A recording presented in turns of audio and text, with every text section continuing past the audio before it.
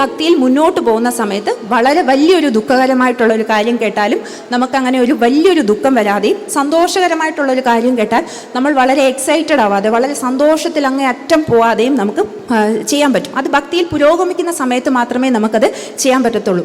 എന്നിട്ട് ഭഗവാൻ പറയുകയാണ്, അതായത് അങ്ങനെയുള്ള ആളുകളും, അപ്പോൾ അതായത് എല്ലാ ജീവികളോടും കരുണയുള്ളവരായിട്ട് ചെയ്യുന്ന ആളുകളും എൻ്റെ ഭക്തർ, എനിക്ക് പ്രിയപ്പെട്ടവരാകുന്നു. എന്നിട്ട് ഇനി പറയാണ്, അതായത് ആരാണോ അതായത് ആരെ കാരണമാണോ ജനങ്ങൾ അസ്വസ്ഥരാകുന്നില്ല. അപ്പം അതായത് ഒരു ഭക്തനായിട്ടുള്ള ഒരാൾ, അപ്പോൾ അവരെ കൊണ്ട് അവരുടെ ചുറ്റുമുള്ള ഒരു ജനങ്ങളും അവരെ കൊണ്ട് അസ്വസ്ഥരാകുന്നില്ല. കാരണം എന്താണ്?